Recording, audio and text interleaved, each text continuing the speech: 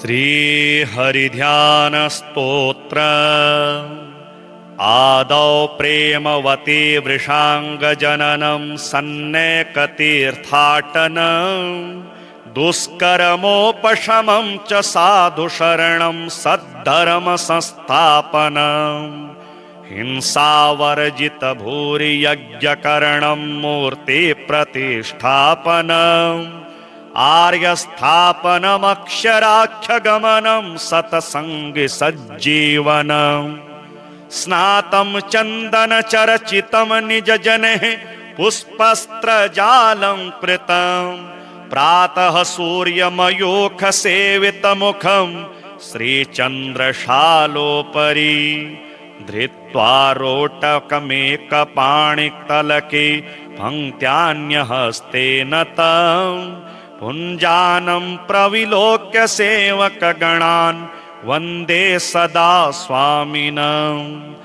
अथ मनसि शनैः स्थिरत्वमाप्ते भगवति मानुषमूर्ति वासुदेवे निजहृदि पृथगेकमेकमङ्गं चरणतलादिविचिन्त्यमस्य पुंसाम् निजहृदि दृष्टिगोचरे तदीये ह्यवयवय एककेके पृथक् च चपलमपि मनः स्थिरं विधेयं व्रजति लयं खलु तेन तन्मलौघः ध्वजकमलकयवाङ्कुशोर्ध्वरेखा प्रमुखसुलक्षणलक्षिते च रम्ये अतिशयमृदुले च यावकाभे चरणतले मनसास्य चिन्तनीये अरुणनख शशाङ्कराजिकान्त्या हृतनिजचिन्तकहृत्तमोङ्घ्रियुगमं क्रमलघुसमकोमलाङ्गुलीभिर्हृतनवपल्लवकान्ति चास्य चिन्त्यं निजजनमनसः प्रहर्षणार्थं परिधृतनूपुरसिञ्चितातिरम्यम् स्वगतनिजजननाक्षिवृत्तिचोरं चरणयुगं हृदि चिन्तनीयमस्य किसलय मृदुले सुवृत्तजङ्घे क्रमपृथुलेथ सुवर्तुलौ च जानु करिकर सदृशं समं च पीनं निजहृदि शक्तियुगं च चिन्त्यमस्य मृदुघनसितसूक्ष्मदीर्घवासः परिदधदुत्तमहेमकाञ्चिनद्धं पृथुलकटियुगं च चिन्तनीयं निजहृदये चिरमस्य भक्तभर्तुः उदरमपि लसदवलित्रयान्तरः गतशुभसभ्रमनिम्ननाभिकूपं हृदयमुरुसुगन्धिपुष्पहारं समविततं हृदि चिन्त्यमस्य तुङ्गं कनककटकशृङ्खलोर्मिकाभिर्लसदरुणां च निभं करद्वयं च दृढतरमतिरम्यबाहुयुगमं निजहृदयेस्य विचिन्त्यमङ्गदाढ्यं विविधमणिविशुद्धहेमसूत्र ग्रथितसुमौक्तिकहारहारिकण्ठः विगतशशकलाङ्क आस्य चन्द्रः स्त्रियमनसि सास्य चिरं च चिन्तनीयं मितहसितविशर्पिदन्तकान्ति प्रथनसमुज्ज्वलगण्डयुगममस्य नवनलिनदलायतं विचिन्त्यं निजहृदि चञ्चललोचनद्वयं च श्रवणयुगलमस्य कुण्डलश्रीर्बहुविधवस्पुवयावतं च रम्यं तरदलघुविशालभालराजात् सतिलककुङ्कुमचन्द्रकश्च चिन्त्यः असिततिलकलक्ष्म्यदक्षगण्डे तिलकुसुमोत्तमनासिकान्तिकेऽस्ति विलसदसितबिन्दुरस्य वामे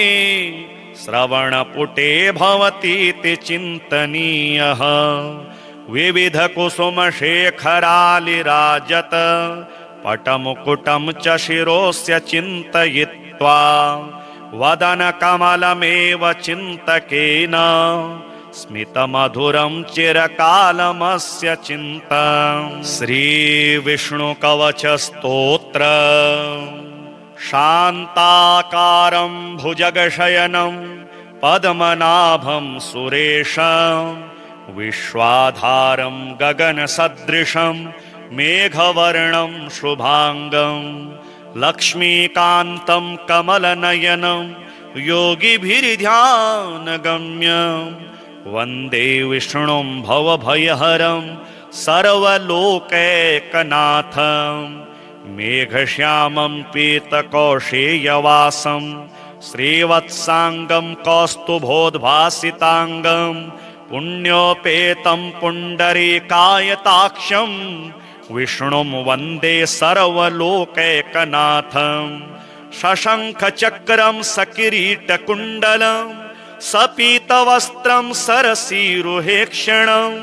सहारवक्षस्थलशोभिकौस्तुभं नमामि विष्णुं शिरसा चतुर्भुजम्। ॐ पूर्वतो मां हरिः पातु पश्चात् श्रीः सदक्षिणे श्रीकृष्ण उत्तरे पातु श्रीगोविष्णुश्च सर्वशः ऊर्ध्वं मे नन्दनी पातु अधस्तात् सदा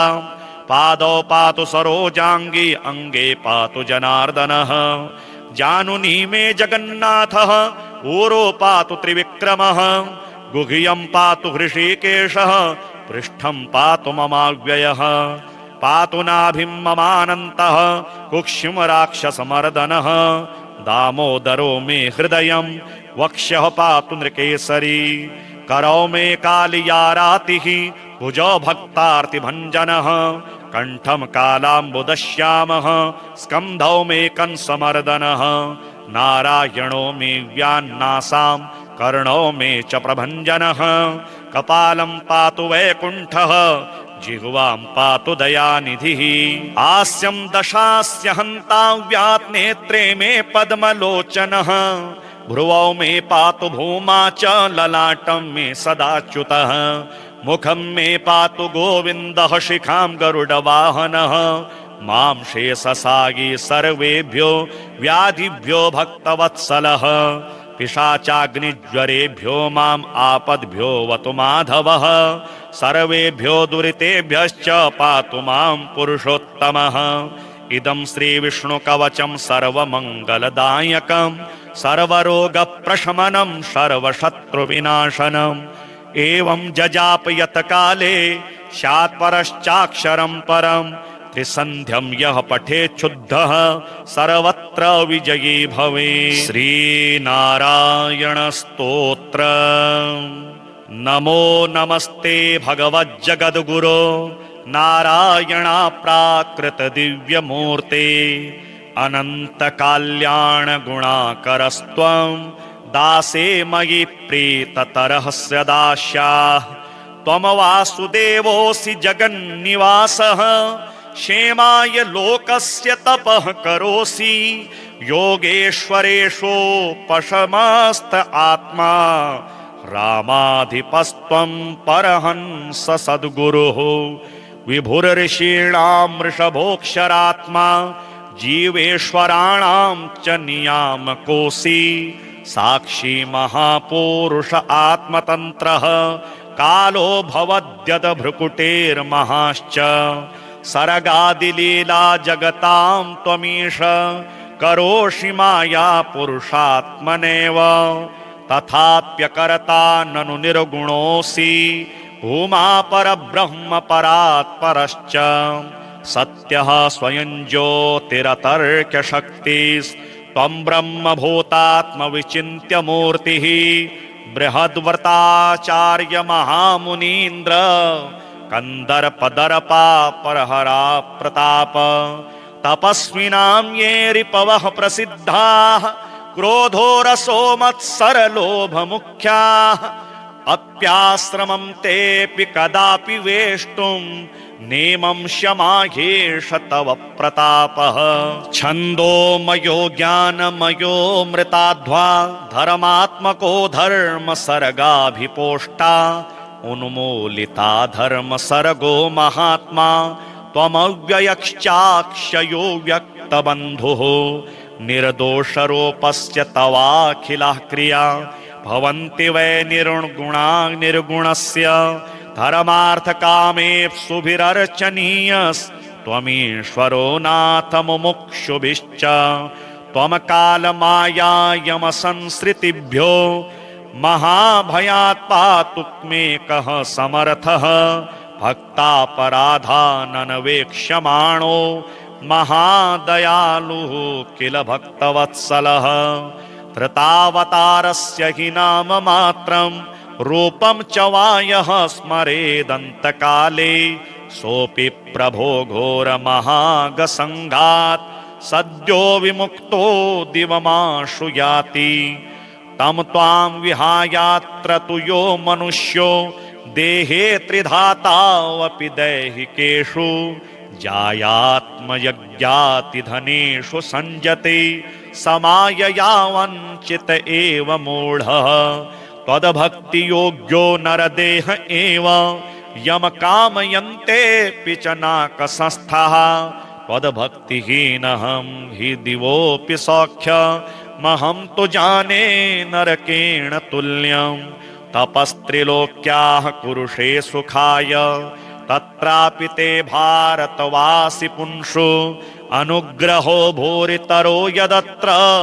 कृतावतारो विचरन् विराजसे तस्याश्रयं ये तव नात्र कुर्वते त एव शास्त्रे सुमता कृतघ्नाः अतस्तवैकाश्रयमेव बाळं कुर्वत्यजस्रं मयि तेस्तु तुष्टिः आदौ प्रेमवती वृषाङ्गजननं सन्नेकतीर्थाटनं दुष्कर्मोपशमं च साधुशरणं सद्धर्मसंस्थापनं हिंसावर्जित भूरि यज्ञकरणं मूर्तिप्रतिष्ठापनम् आर्यस्थापनमक्षराख्यगमनं सतसङ्गि सज्जीवनं स्नातं चन्दनचर्चितं निजजनैः पुष्पस्त्रजालं कृतं प्रातः सूर्यमयूखसेवितमुखं श्रीचन्द्रशालोपरि धृत्वा रोटकमेकपाणितलके पङ्क्त्यान्यहस्तेन तं पुञ्जानं प्रविलोक्य सेवकगणान् वन्दे सदा स्वामिनम् अथ मनसि शनैः स्थिरत्वमाप्ते भगवति मानुषमूर्ति वासुदेवे निज हृदि पृथगेकमेकमङ्गं चरणतलादिविचिन्त्यमस्य पुंसाम् निज हृदि दृशिगोचरे तदीये ह्यवयवय एककेके पृथक् च चपलमपि मनः स्थिरं विधेयं व्रजति लयं खलु तेन तन्मलौघः ध्वजकमलकयवाङ्कुशोर्ध्वरेखा प्रमुखसुलक्षणलक्षिते च रम्ये अतिशयमृदुले च यावकाभे चरणतले मनसास्य चिन्तनीये अरुणनख शशाङ्कराजिकान्त्या हृतनिजचिन्तकहृत्तमोङ्घ्रियुगम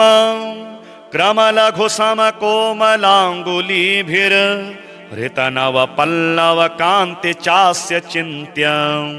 निजजनमनसः प्रहर्षणार्थं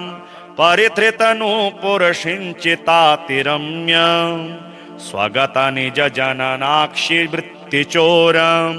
चरणयुगं हृदि चिन्तनीयमस्य किसलय मृदुले सुवृत्तजङ्घे क्रमपृथुलेथ सुवर्तुलौ च जानु करिकर सदृशं समं च पीनं निज हृदि शक्तियुगं च चिन्त्यमस्य मृदुघनसित सूक्ष्म दीर्घवासः परिदधदुत्तम हेम काञ्चिनद्धं पृथुलकटियुगं च चिन्तनीयं निज हृदये चिरमस्य भक्तभर्तुः उदरमपि लसदवलित्रयान्तर गतशुभसभ्रमनिम्ननाभिकूपम् हृदयमुरुसुगन्धिपुष्पहारम् समविततं हृदि चिन्त्यमस्य तुङ्गम् कनककटकशृङ्खलोर्मिकाभिर्लसदरुणां च निभं करद्वयं च दृढतरमतिरम्यबाहुयुगमम् निजहृदयेस्य विचिन्त्य मङ्गदाढ्यम्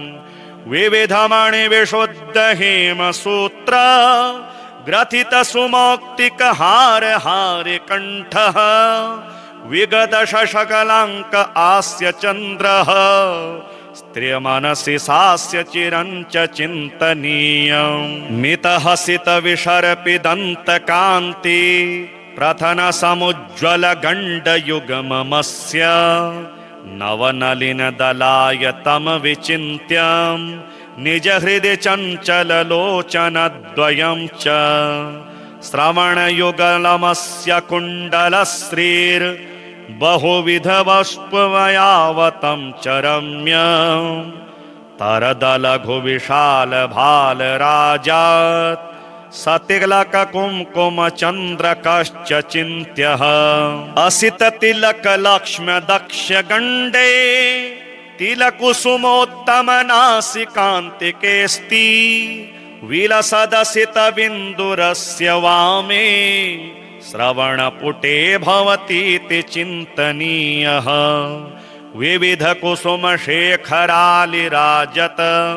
पटमुकुटं च शिरोस्य चिन्तयित्वा वदनकमलमेव चिन्तकेन स्मितमधुरं चिरकालमस्य चिन्तम् श्रीविष्णुकवचस्तोत्र शान्ताकारं भुजगशयनं पद्मनाभं सुरेशं विश्वाधारं गगनसदृशं मेघवर्णं शुभांगं लक्ष्मीकान्तं कमलनयनं योगिभिर्ध्यानगम्यं वन्दे विष्णुं भवभयहरं सर्वलोकैकनाथं मेघश्यामं पीतकौशेयवासं श्रीवत्साङ्गं कौस्तुभोद्भासिताङ्गं पुण्योपेतं पुण्डरीकायताक्षं विष्णुं वन्दे सर्वलोकैकनाथं शशङ्खचक्रं सकिरीटकुण्डलं सपीतवस्त्रं सरसीरुहेक्षणं सहारवक्षस्थलशोभिकौस्तुभं नमामि विष्णुं शिरसा चतुर्भुजम् ॐ पूर्वतो मां हरिः पातु पश्चात् श्रीः सदक्षिणे श्रीकृष्ण उत्तरे पातु श्रीगोविष्णुश्च सर्वशः ऊर्ध्वं मे नन्दनी पातु अधस्ताक्षारं सदा पादौ पातु सरोजाङ्गी अङ्गे पातु जनार्दनः जानुनी मे जगन्नाथः ऊरो पातु त्रिविक्रमः गुह्यं पातु हृषीकेशः पृष्ठं पातु ममाव्ययः पातु नाभिं ममानन्तः कुक्षिं राक्षसमर्दनः दामोदरो मे हृदयं वक्ष्यः पातु नृकेसरी करौ मे कालियारातिः भुजौ भक्तार्तिभञ्जनः कण्ठं कालाम्बुदश्यामः स्कन्धौ मे कंसमर्दनः नारायणो मे व्यान्नासां कर्णौ मे च प्रभञ्जनः कपालं पातु वैकुण्ठः जिह्वां पातु दयानिधिः हास्यं दशास्य हन्ताव्यात् नेत्रे मे पद्मलोचनः भ्रुवौ मे पातु भूमा च ललाटं मे सदाच्युतः मुखं मे पातु गोविन्दः शिखां गरुडवाहनः मां शेषसायी सर्वेभ्यो व्याधिभ्यो भक्तवत्सलः पिशाचाग्निज्वरेभ्यो माम् आपद्भ्यो वतु माधवः सर्वेभ्यो दुरितेभ्यश्च पातु मां पुरुषोत्तमः इदं श्रीविष्णुकवचं सर्वमङ्गलदायकं सर्वरोगप्रशमनं सर्वशत्रुविनाशनम् एवं जजापयत काले स्यात् परश्चाक्षरं परं त्रिसन्ध्यं यः पठेच्छुद्धः सर्वत्र विजयी भवेत्। श्रीनारायणस्तोत्र। नमो नमस्ते भगवज्जगद्गुरो नारायणा प्राकृत दिव्यमूर्ते अनंत कल्याण गुणाकरस्त्वं दासे मयि प्रीततरस्य दास्याः। त्वं वासुदेवोऽसि जगन्निवासः क्षेमाय लोकस्य तपः करोसि योगेश्वरेषोपशमस्त आत्मा रामाधिपस्त्वं परहंस सद्गुरुः। विभुर्षीणां वृषभोऽक्षरात्मा जीवेश्वराणां च नियामकोऽसि साक्षी महापुरुष आत्मतन्त्रः कालो भवद्यद भ्रुकुटेर्महाश्च सर्गादिलीला जगतां त्वमीश करोषि माया पुरुषात्मनेव तथाप्यकर्ता ननु निर्गुणोऽसि भूमा परब्रह्म परात्परश्च सत्यः स्वयं ज्योतिरतर्क्यशक्तिस्त्वं ब्रह्मभूतात्मविचिन्त्य मूर्तिः बृहद्व्रताचार्य महामुनीन्द्र कंदर्पदर्पा परहरा प्रताप तपस्विनां ये रिपवः प्रसिद्धाः क्रोधो रसो मत्सरलोभमुख्याः अप्याश्रमं तेऽपि कदापि वेष्टुं नेमं शमाहेश तव प्रतापः। छन्दोमयो ज्ञानमयो मृताध्वा धर्मात्मको धर्म सर्गाभिपोष्टा उन्मूलिता धर्म सर्गो महात्मा त्वमव्ययश्चाक्षयो व्यक्तबन्धुः निर्दोषरूपस्य तवाखिलाः क्रिया भवन्ति वै निर्गुणा निर्गुणस्य धर्मार्थकामेप्सुभिरर्चनीयस्त्वमीश्वरो नाथ मुमुक्षुभिश्च त्वमकालमाया यमसंसृतिभ्यो महाभयात् पातुमेकः समर्थः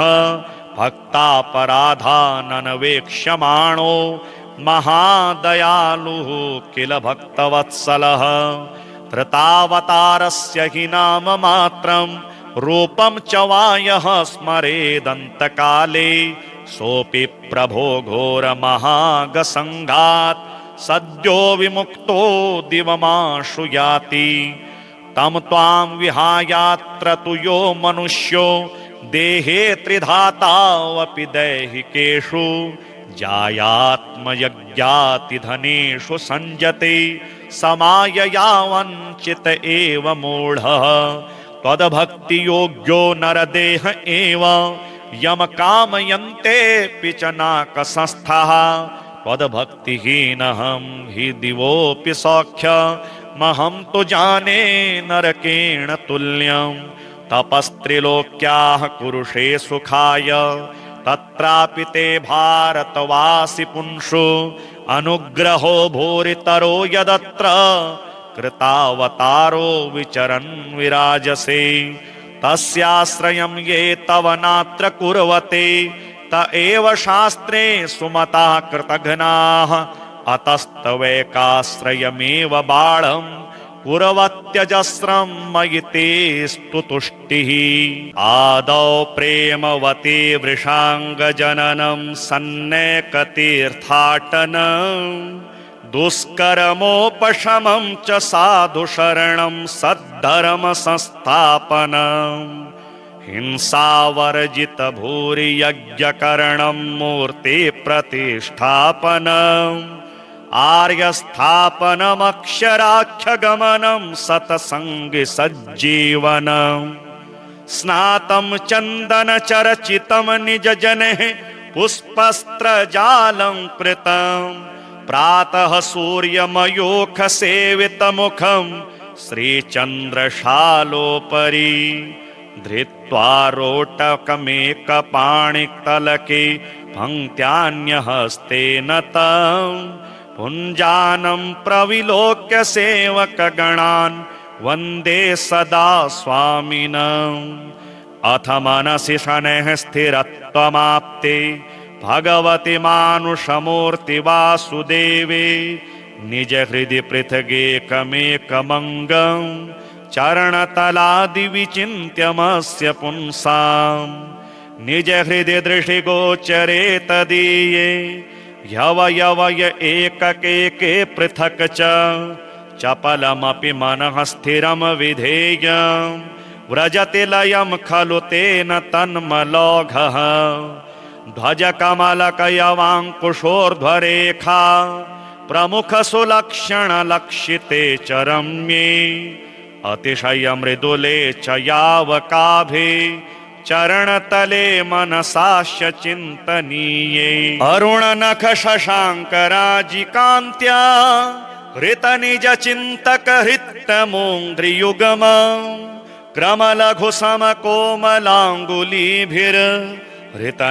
क्रमलघुसमकोमलाङ्गुलीभिर्हृतनवपल्लवकान्ति चास्य चिन्त्यम्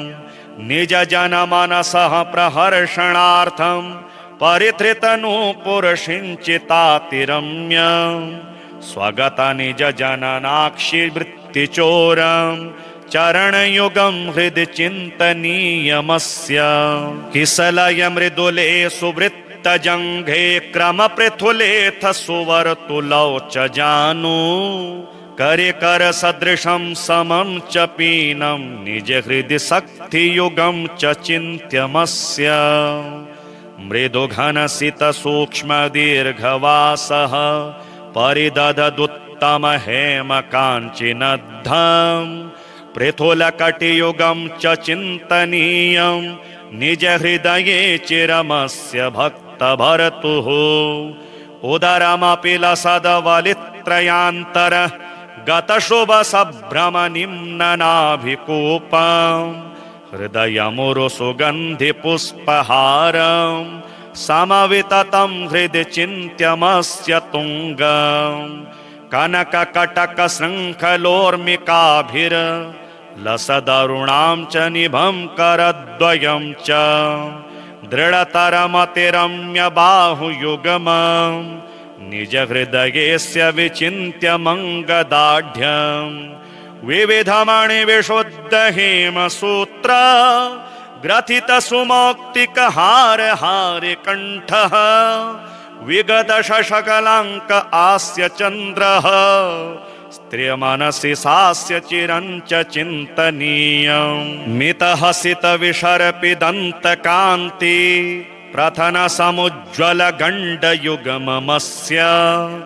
नवनलिनदलायतं विचिन्त्यं निज हृदि चञ्चललोचनद्वयं च श्रवणयुगलमस्य कुण्डलश्रीर्बहुविधवस्पुवयावतं च रम्यं तरदलघुविशालभालराजात् सतिलककुङ्कुमचन्द्रकश्च चिन्त्यः असिततिलकलक्ष्म्यदक्षगण्डे तिलकुसुमोत्तमनासिकान्तिकेऽस्ति विलसदसितबिन्दुरस्य वामे श्रवणपुटे भवतीति चिन्तनीयः विविधकुसुमशेखरालिराजत पटमुकुटं च शिरोस्य चिन्तयित्वा वदनकमलमेव चिन्तकेन स्मितमधुरं चिरकालमस्य चिन्तम् श्रीविष्णुकवचस्तोत्र शान्ताकारं भुजगशयनं पद्मनाभं सुरेशं विश्वाधारं गगनसदृशं मेघवर्णं शुभांगं लक्ष्मीकान्तं कमलनयनं योगिभिर्ध्यानगम्यं वन्दे विष्णुं भवभयहरं सर्वलोकैकनाथं मेघश्यामं पीतकौशेयवासं श्रीवत्साङ्गं कौस्तुभोद्भासिताङ्गं पुण्योपेतं पुण्डरीकायताक्षं विष्णुं वन्दे सर्वलोकैकनाथं शशङ्खचक्रं सकिरीटकुण्डलं सपीतवस्त्रं सरसीरुहेक्षणं सहारवक्षस्थलशोभिकौस्तुभं नमामि विष्णुं शिरसा चतुर्भुजम्। ओम पूर्वतो मां हरिः पातु, पश्चात् श्रीः सदक्षिणे, श्रीकृष्ण उत्तरे पातु, श्रीगोविष्णुश्च सर्वशः। ऊर्ध्वं मे नन्दनी पातु, अधस्ताच्छार्ङ्गृत सदा। पादौ पातु सरोजाङ्गी, अङ्गे पातु जनार्दनः। जानुनी मे जगन्नाथः, ऊरो पातु त्रिविक्रमः। गुह्यं पातु हृषीकेशः, पृष्ठं पातु ममाव्ययः। पातु नाभिं ममानन्तः, कुक्षिं राक्षसमर्दनः। दामोदरो मे हृदयं, वक्ष्यः पातु नृकेसरी। करौ मे कालियारातिः, भुजौ भक्तार्तिभञ्जनः। कण्ठं कालाम्बुदश्यामः, स्कन्धौ मे कंसमर्दनः। नारायणो मे व्यान्नासां, कर्णौ मे च प्रभञ्जनः। कपालं पातु वैकुण्ठः, जिह्वां पातु दयानिधिः। हास्यं दशास्य हन्ताव्यात्, नेत्रे मे पद्मलोचनः। भ्रुवौ मे पातु भूमा च, ललाटं मे सदाच्युतः। मुखं मे पातु गोविन्दः, शिखां गरुडवाहनः। मां शेषसागी सर्वेभ्यो व्याधिभ्यो भक्तवत्सलः। पिशाचाग्निज्वरेभ्यो माम् आपद्भ्यो वतु माधवः। सर्वेभ्यो दुरितेभ्यश्च पातु मां पुरुषोत्तमः। इदं श्रीविष्णुकवचं सर्वमङ्गलदायकं, सर्वरोगप्रशमनं, सर्वशत्रुविनाशनम्। एवं जजापयत काले स्यात् परश्चाक्षरं परम्। त्रिसन्ध्यं यः पठेच्छुद्धः, सर्वत्र विजयी भवेत्। श्रीनारायण स्तोत्र। नमो नमस्ते भगवज्जगद्गुरो, नारायणा प्राकृत दिव्यमूर्ते। अनंत कल्याण गुणाकरस्त्वं, दासे मयि प्रीततरस्य दास्याः। त्वं वासुदेवोऽसि जगन्निवासः, क्षेमाय लोकस्य तपः करोसि। योगेश्वरेषोपशमस्त आत्मा, रामाधिपस्त्वं परहंस सद्गुरुः। विभुर्षीणां वृषभोऽक्षरात्मा, जीवेश्वराणां च नियामकोऽसि। साक्षी महापुरुष आत्मतन्त्रः, कालो भवद्यद भ्रुकुटेर्महाश्च। सर्गादिलीला जगतां त्वमीश, करोषि माया पुरुषात्मनेव। तथाप्यकर्ता ननु निर्गुणोऽसि, भूमा परब्रह्म परात्परश्च। सत्यः स्वयं ज्योतिरतर्क्यशक्तिस्त्वं ब्रह्मभूतात्मविचिन्त्य मूर्तिः। बृहद्व्रताचार्य महामुनीन्द्र, कन्दर्पदर्पा परहरा प्रताप। तपस्विनां ये रिपवः प्रसिद्धाः, क्रोधो रसो मत्सरलोभमुख्याः। अप्याश्रमं तेऽपि कदापि वेष्टुं, नेमं शमाह्येष तव प्रतापः। छन्दोमयो ज्ञानमयो मृताध्वा, धर्मात्मको धर्म सर्गाभिपोष्टा। उन्मूलिता धर्म सर्गो महात्मा, त्वमव्ययश्चाक्षयो व्यक्तबन्धुः। निर्दोषरूपस्य तवाखिलाः क्रिया, भवन्ति वै निर्गुणा निर्गुणस्य। धर्मार्थकामेप्सुभिरर्चनीयस्त्वमीश्वरो नाथ मुमुक्षुभिश्च। त्वं कालमायायमसंसृतिभ्यो, महाभयात् पातु मेकः समर्थः। भक्तापराधाननवेक्ष्यमाणो, महादयालुः किल भक्तवत्सलः।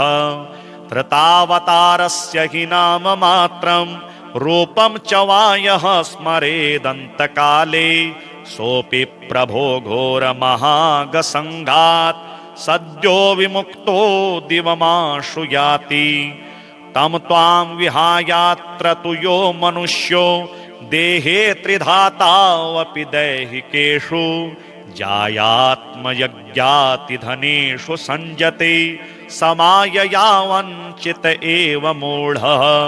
त्वद्भक्ति योग्यो नरदेह एव यम कामयन्तेऽपि च नाकसंस्थः त्वद्भक्तिहीनहं हि दिवोऽपि सौख्यमहं तु जाने नरकेण तुल्यं तपस्त्रिलोक्याः कुरुषे सुखाय तत्रापि ते भारतवासि पुंषु अनुग्रहो भूरितरो यदत्र कृतावतारो विचरन् विराजसे तस्याश्रयं ये तव नात्र कुर्वते त एव शास्त्रे सुमताः कृतघ्नाः अतस्तवैकाश्रयमेव बाढं कुर्वत्यजस्रं मयि तेऽस्तु तुष्टिः आदौ प्रेमवती वृषाङ्गजननं सन्नेकतीर्थाटनं दुष्कर्मोपशमं च साधुशरणं सद्धर्मसंस्थापनम्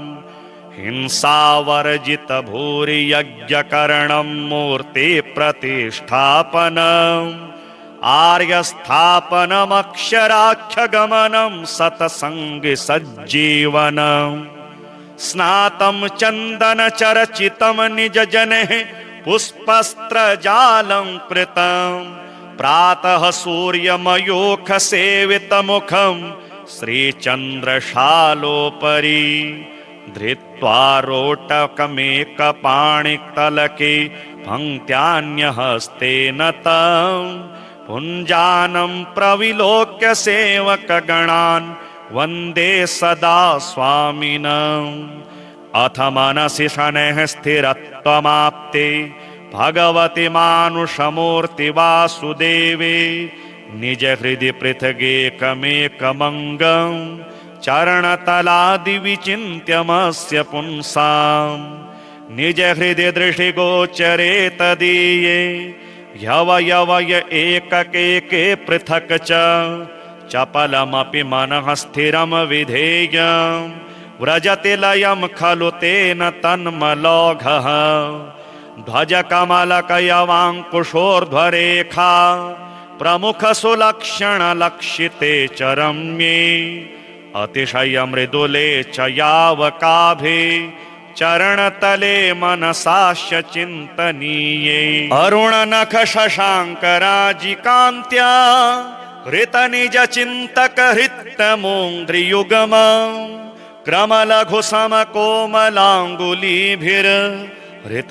क्रमलघुसमकोमलाङ्गुलीभिर्हृतनवपल्लवकान्ति चास्य चिन्त्यं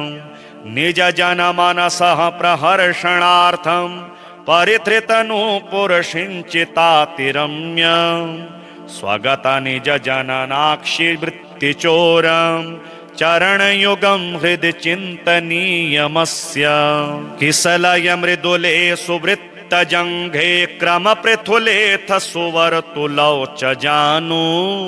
करिकर सदृशं समं च पीनं निज हृदि शक्तियुगं च चिन्त्यमस्य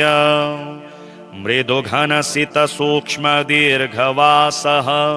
परिदधदुत्तमहेमकाञ्चिनद्धं पृथुलकटियुगं च चिन्तनीयं निज हृदये चिरमस्य भक्तभर्तुः उदरमपि लसदवलित्रयान्तर गतशुभसभ्रमनिम्ननाभिकूपं हृदयमुरुसुगन्धिपुष्पहारं समविततं हृदि चिन्त्यमस्य तुङ्गम् कनककटकशृङ्खलोर्मिकाभिर्लसदरुणां च निभं करद्वयं च दृढतरमतिरम्य बाहुयुगमं निज हृदयेस्य विचिन्त्यमङ्गदाढ्यं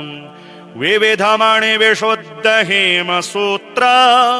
ग्रथितसुमौक्तिकहारहारिकण्ठः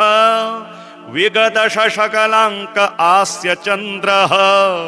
स्त्रियमनसि सास्य चिरं च चिन्तनीयं मितहसितविशर्पिदन्तकान्ति प्रथनसमुज्ज्वलगण्डयुगममस्य नवनलिनदलायतं विचिन्त्यं निज हृदि चञ्चललोचनद्वयं च श्रवणयुगलमस्य कुण्डलश्रीर् बहुविधवस्पवयावतं च रम्यं तरदलघुविशालभालराजात् सतिलककुङ्कुमचन्द्रकश्च चिन्त्यः असिततिलकलक्ष्म्यदक्षगण्डे तिलकुसुमोत्तमनासिकान्तिकेऽस्ति विलसदसितबिन्दुरस्य वामे श्रवणपुटे भवतीति चिन्तनीयः विविधकुसुमशेखरालिराजत पटमुकुटं च शिरोस्य चिन्तयित्वा वदनकमलमेव चिन्तकेन स्मितमधुरं चिरकालमस्य चिन्तनं श्रीविष्णुकवचस्तोत्र शान्ताकारं भुजगशयनं पद्मनाभं सुरेशं विश्वाधारं गगनसदृशं मेघवर्णं शुभांगं लक्ष्मीकान्तं कमलनयनं योगिभिर्ध्यानगम्यं वन्दे विष्णुं भवभयहरं सर्वलोकैकनाथं मेघश्यामं पीतकौशेयवासं श्रीवत्साङ्गं कौस्तुभोद्भासिताङ्गं पुण्योपेतं पुण्डरीकायताक्षं विष्णुं वन्दे सर्वलोकैकनाथं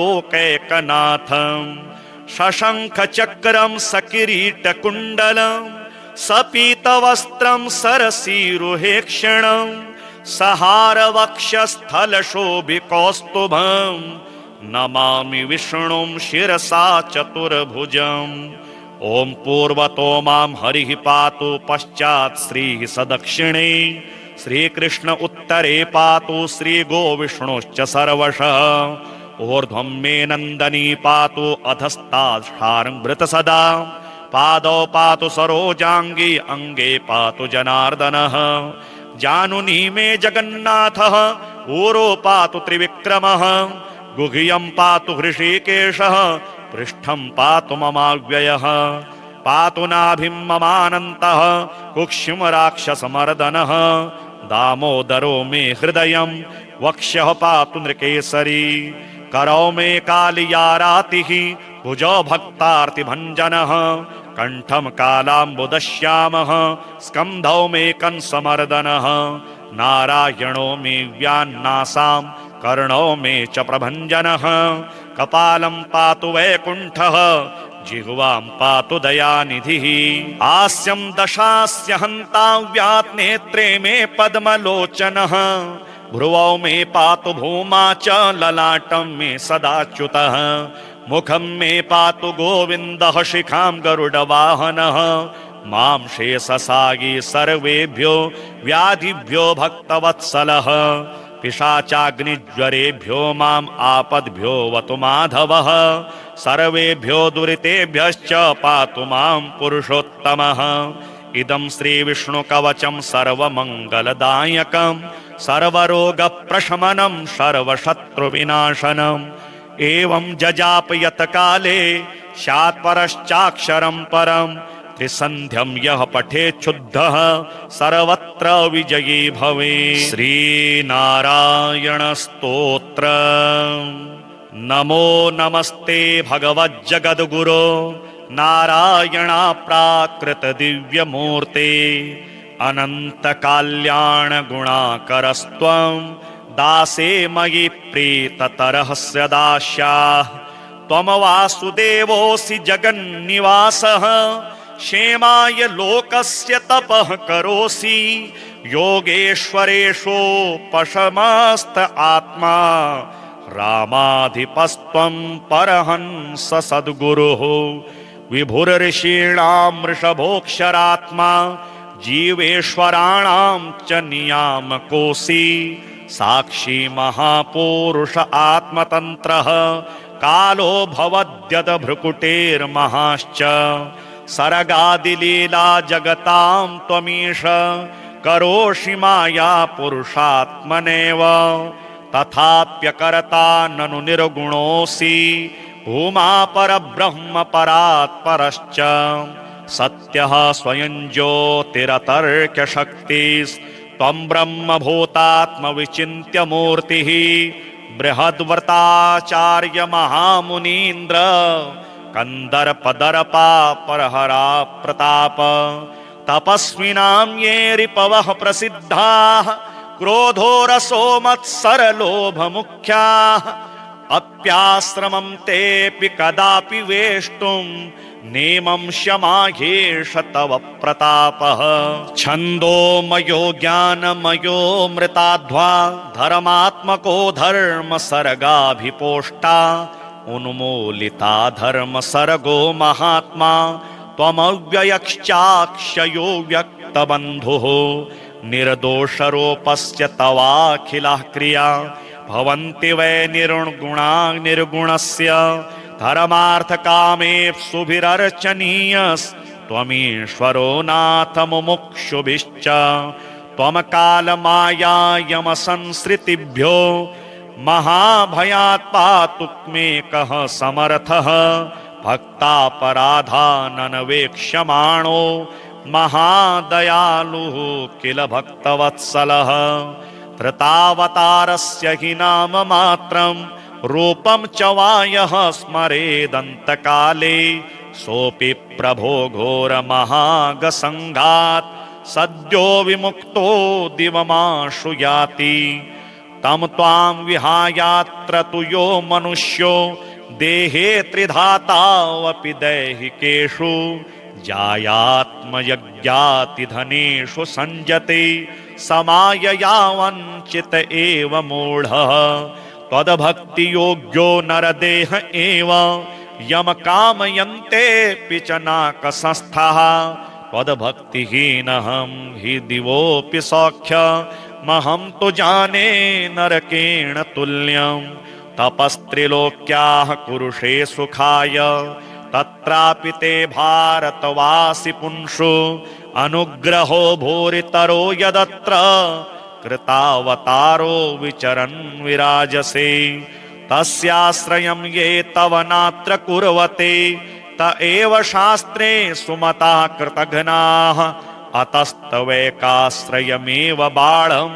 कुर्वत्यजस्रं मयि ते स्तुतुष्टिः।